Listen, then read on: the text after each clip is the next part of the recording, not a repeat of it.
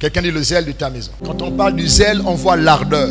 Quand on parle du zèle, on voit un engagement total dans ce que l'on fait. Ma prière pour toi ce matin, que tu t'engages de manière totale, pas de manière partielle. Si tu as eu la grâce d'être sauvé jeune, engage-toi totalement. Engage ton corps, engage ton âme, engage ton esprit.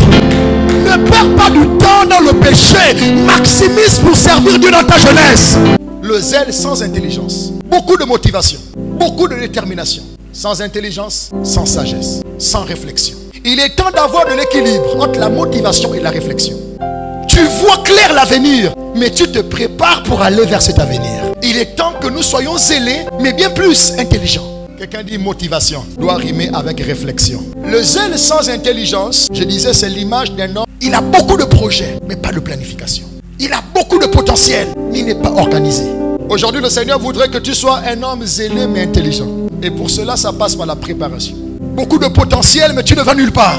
Tu as trop de prophéties sur ta vie, mais tu fais du surplace. Tu pries beaucoup, mais pas d'exaucement.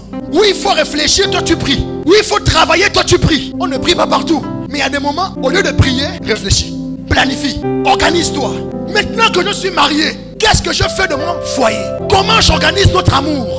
Comment j'organise notre foyer? On a l'amour, mais il nous faut maintenant être organisé, intelligent, pour conserver cette bénédiction qui s'appelle le mariage. Le diable n'aime pas le mariage. Le diable voudrait que ce mariage se solde, par un divorce, ou que vous soyez stérile. Oui, on s'aime, mais on organise comment notre relation? Combien de personnes en cheminement échouent? Pourquoi? On n'a pas eu l'intelligence. Comment organiser notre cheminement?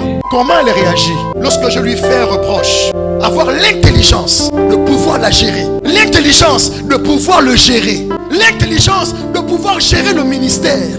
De pouvoir gérer mon entreprise. Et il faut se préparer pour ce que Dieu te dit. Lorsque Dieu t'a parlé, ta part, c'est te préparer. Lorsque Dieu t'a montré où tu dois aller, ta part, c'est de te préparer. Et il est temps que chacun de nous se prépare. On doit se préparer à ce que le Seigneur nous utilise un jour. On doit se préparer pour des visions qu'il nous a montrées. On doit se préparer pour des projets qu'il a sémés dans nos cœurs. Pour des visions qu'il a imprégnées dans nos esprits. On doit se préparer pour atteindre ces peuples.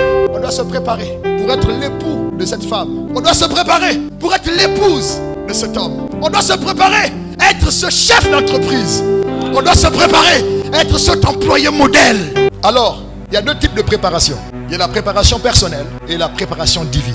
Préparer pour des bonnes œuvres, prédestinés pour des actions de valeur. Nous sommes des esprits préparés dans le ciel, envoyés sur la terre pour accomplir des actions de valeur. On doit être zélé, mais on doit se préparer pour accomplir les actions de valeur pour lesquelles on a été envoyé sur la terre. Dieu veut se glorifier au travers de toi. Nous pouvons avoir la même nature, mais pas la même valeur, à cause de la préparation. À cause de la préparation.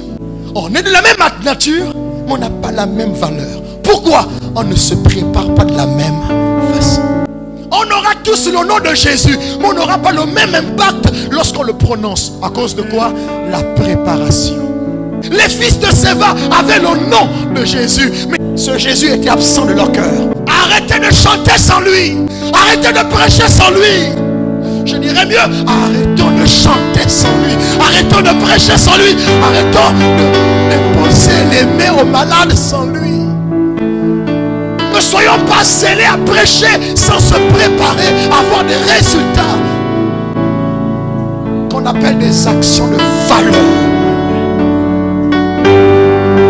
Arrête de chanter parce que tu as une belle voix. On ne chante pas parce qu'on a une belle voix. On chante parce qu'on a une belle voix. Et on se préparait pour servir afin d'avoir des actions de valeur.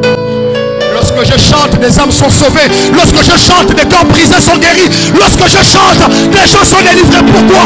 En plus de la belle voix, je me suis préparé.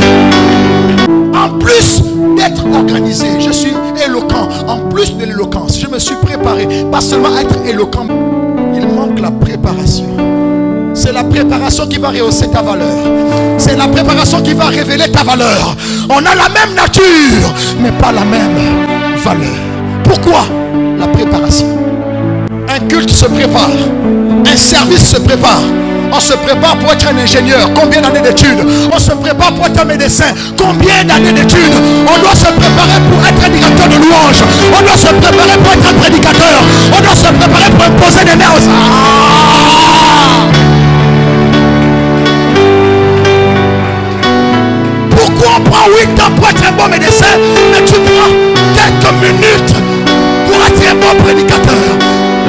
minutes pour prêcher à l'église. Quelques minutes pour prêcher. Pour préparer ton intervention. Et pour être un docteur, on prend du temps. Pour être un ingénieur, on prend du temps. Pour être un homme politique, calé en sciences politiques, ça prend du temps. Et pour être un chanteur, tu te réveilles un matin, je suis chante. Et ton voisin, ça prend du temps. Tu dois te préparer pour avoir un service de valeur. Nous sommes prédestinés pour des actions de valeur. Évitons le zèle sans intelligence. Évitons la détermination sans réflexion. Évitons la motivation sans préparation. Ce n'est pas parce que tu sens l'onction que tu dois sortir à la route. Prépare-toi. Ce n'est pas parce que tu commences à sentir l'onction que tu dois ouvrir l'église. Prépare-toi. Quelle est la préparation? Précède des actions de valeur. Mettez-vous, asseyez-vous. C'est bien le zèle, mais il faut que ce zèle soit intelligent. Il faut l'équilibre entre la réflexion et la motivation. Touche ton voisin, même nature, mais pas la même valeur à cause de la préparation. Tu ne peux pas vivre des grandes choses si tu ne t'es pas préparé pour ces grandes choses. Tu ne peux pas connaître un grand ministère si tu ne t'es pas préparé pour ce grand ministère. Préparons-nous pour des actions de valeur. Tu te prépares à quoi? Tu te prépares pourquoi? J'aimerais dire à quelqu'un que la force du destin te conduira quelque part. Mais est-ce que tu seras prêt lorsque ce temps viendra? La préparation doit précéder la position. Avant que Dieu ne te fasse asseoir quelque part, prépare-toi pour ce jour. Avant que Dieu ne te donne ce qui est à toi, prépare-toi pour ce jour. Il y a beaucoup ici, là, ils ont des appels au ministère. Mais soyez préparés que quand tu seras pasteur, tes enfants ne maudissent pas Dieu. Donc apprends, développe une entreprise avec l'intelligence. Crée une entreprise. Oui. Ne faites pas des enfants comme c'était en compétition avec les chiens et les poules. Non. Toi-même, ma soeur, 2 enfants, 3 enfants, 4 enfants, tu es en compétition avec. Tu comptes sur l'argent de qui pour nourrir les enfants là? Tu as poussé un bâtard. Tu l'as poussé bâtard et tu t'es pas préparé à son arrivée. Je vais vous parler ce matin. Avant de mettre un enfant au monde, il faut se préparer. On n'est pas mère parce qu'on peut pousser un enfant. On n'est pas père parce qu'on peut enceinte une fille. Tu n'es que géniteur, tu n'es pas père. Le père garde, le père protège, le père planifie l'avenir de son enfant. Des grossesses sans préparation. Après on dit Dieu m'a oublié, mais qui t'a enceinté? C'est Dieu.